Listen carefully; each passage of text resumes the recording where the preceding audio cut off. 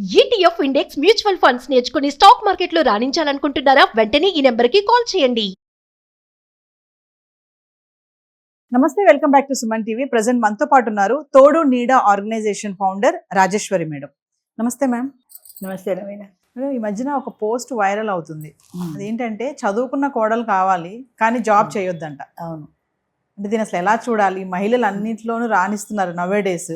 ఇలాంటి ఉన్నటువంటి ఈ టెక్నాలజీ ఉన్నటువంటి ఈ టైంలో కూడా ఆవిడ చదువుకున్న కోడలు కావాలి, మంచిగా ఉండాలి, అందం ఉండాలి, అన్నీ ఉండాలి, చదువు ఉండాలి, డిగ్రీలు ఉండాలి అంటున్నారు, కానీ ఉద్యోగం చేయొద్దంట. అంటే ఏంటి ఉద్యోగం చేస్తే ఏంటి డిగ్రీ అనేది? ఎందుకంటే మా కోడలు ఎంఏ చదివింది, మా కోడలు లా చదివింది అని చెప్పుకోవడానికి. ఆ ఉద్దేశంతో కనుక చదువుకున్నాను కదా అని ఉద్యోగానికి కోడలు పెడితే, కోడలు ఇంట్లో పని పాటలు చేయలేకపోవచ్చు, ఉద్యోగానికి పెడుతున్నాని, ఉద్యోగంలో అమ్మాయికి మగవాళ్ళతో పరిచయం కావచ్చు, అంచేత అవి ఏమీ ఉండకూడదు.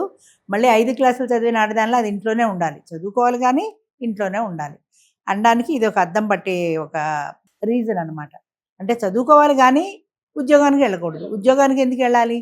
మా చెప్పు చేతల్లో ఉండాలి కోడలు. మా చెప్పు చేతల్లో ఉండాలంటే అది పూర్వకాలం మగ పెళ్లివారంటే కొంచెం ఒక మెట్టు ఎక్కువ అన్న ఫీలింగ్ చాలా ఉండేది. అంచేత ఆ రోజుల్లో ఏం చదువుకుంది అమ్మాయికి, ఏదో చాకలపద్దు రాయడం వస్తే చాలు అనేవాళ్ళు. అంతకంటే చదువు అక్కర్లేదు, అమ్మాయికి చాకలపద్దు రాయడం వస్తే చాలు అని. ఆ రోజుల్లో డామినేషన్ అలాగే ఉండేది, మగవాళ్ళ డామినేషన్ అలాగే ఉండేది, మగవాడిని బట్టి వాళ్ళ తల్లిదండ్రుల డామినేషన్ కూడా అలాగే ఉండేది.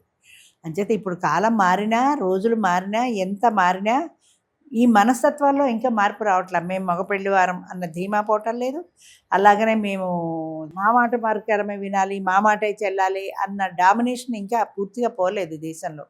చాలామంది చదువుకున్న వాళ్ళు, ఉద్యోగాలు చేస్తున్న వాళ్ళు ఉన్నారు, కానీ ఎంత చేస్తున్నా సరే మా చెప్పు చేతల్లోనే ఉండాలి అన్న భావన మాత్రం ఇంకా పోలేదు. అది ఇంకా నడుస్తూనే ఉంది. దానికి ఒక కామెంట్ వచ్చింది మేడం, ఏంటంటే మీకు ఆ పెళ్లి కూతురు కాదు కావాల్సింది, పని మనిషి కావాలి మీకు. ఆ పని మనిషి కూడా ఎలా ఉండాలంటే హై క్లాస్గా ఉండాలి, చదువుకోవాలి, డిగ్రీలు ఉండాలి, అందంగా ఉండాలి, అన్నీ బాగుండాలి. మళ్ళీ అవన్నీ ఉన్నామో మేడిని పెట్టుకోరు, అది మాకు డేంజర్ కదా. అంచేత అవన్నీ ఉన్న మేడిని పెట్టుకోరు. కోడలికి ఇవన్నీ ఉండాలి, అది పని మనిషి లాంటి పనులన్నీ చేయాలి. పని మనిషిలా అన్ని పనులు చేయాలి, కానీ చదువుకున్న కోడలు కావాలి. పని మనిషి కావాలి అంటే పని మనిషిలాగా 5 క్లాసులు చదువుకుంటే సరిపోదు. కోడలు అన్నీ చదువుకోవాలి, ఎంత మోడర్న్గా ఉండాలి, ఇంటికి వచ్చిన వాళ్ళందరినీ ఆదరించాలి, వాళ్ళకి వండాలి, పెట్టాలి, అన్ని పనులు చేయాలి, కానీ అది మాత్రం పని మనిషిలాగే పడి ఉండాలి. ఆ భావన పోవటం లేదు. ఇంకా కొద్ది మందిలో ఉంది. ఇప్పుడు చాలా ఆడవాళ్ళు చాలామంది మారారు, చాలా చదువుకుంటున్నారు, వాళ్ళు కూడా 2 ఆకులు ఎక్కువే చదువుతున్నారు, 2 ఆకులు ఎక్కువే తెలివితేటలతో ఉంటున్నారు. అంచేత సంపాదన కూడా అలాగే కొంతమంది ఎక్కువ సంపాదిస్తున్న ఆడవాళ్ళు కూడా ఉన్నారు, కానీ ఎంత చేసినా నువ్వు అణిగి ఉండాల్సిందే అన్న భావన పోవటలేదు. అంటే మేడం చదువు ఉండాలి కానీ ఆశయాలు ఉండొద్దు అనా? అంటే స్మార్ట్గా ఉండాలి కానీ లొంగి ఉండాలి, ఏం ఉండకూడదు, అవేం ఉండకూడదు. అణిగి సరే అత్తయ్య అలాగే అత్తయ్య అనేలా అంటే ఆడది కావాలి, కానీ నువ్వేంటి చెప్పేది నాకు అని ఇలాంటి ఆడది సమాధానం చెప్పకూడదు. వద్దు, అలాంటి ఆడది వద్దు. మా చెప్పు చేతల్లో పడి ఉండే ఆడది కావాలి. చదువుకొని ఉండాలి, చదువుకోకుండా ఉండకూడదు. చెప్పాలి కదా, మేము నలుగురిలో నువ్వు నా కోడలు ఇంత చదువుకుంది, నా కోడలు PhD చేసిందని చెప్పుకోవాలి కదా. నా కోడలు 5 క్లాసులు అంటే అవమానం కదా. అంచేత నా కోడలు చదువుకోవాలి. ఇంకా ఇలాంటి టెక్నాలజీ ఉన్నటువంటి ఈ టైంలో ఇంకా అలాంటి మహిళలు ఉన్నారు మేడం? ఉన్నారు. ఇప్పుడు కాలం మారింది అంటే స్వభావాలు మనుషులు మారుతున్నారు, కానీ ఇంకా అక్కడక్కడ పాతకాలపు సాంప్రదాయాలు, పాతకాలపు పోకడలు ఉన్న ఆడవాళ్ళు లేకపోలేదు. కొద్దిమంది అయినా ఇంకా ఉన్నారు, వాళ్ళ కోరికలు ఇలాగే ఉంటాయి. ఇంకో కామెంట్ ఏం పెట్టారంటే, ఆమె కెరియర్కి మీరు అడ్డుకట్ట వేస్తున్నారు, ఆమె చదువుకుంది, అట్లా ఇట్లా ఉంటాయి, మీరేమో జాబ్ చేయొద్దని అంటున్నారు, ఆమెకి ఎన్నో కళలు ఉంటాయి, ఆశలు ఉంటాయి, మీరు ఎందుకు అలా అరికట్టేయాలి? అంటే మీకు పని మనిషే కావాలి, మీకు పెళ్లి కూతురు కాదు కావాల్సింది, అమ్మాయి కోడలు కాదు. నచ్చకపోతే చేసుకోకు, నా అభిప్రాయం అది. నాకు ఇలాంటి కోడలు కావాలనుకున్నాను, నీకు కావాలనుకుంటే వదిలేయి, వేరే సంబంధం చూసుకో. నా ఇష్టం ప్రకారము ఉండే కోడలే నాకు కావాలి. నా కోడలు చదువుకుంది కానీ ఉద్యోగం చేయకూడదు అని నా అభిప్రాయం. దానికి అనుకువగా ఉండే సంబంధమే వస్తుంది నాకు.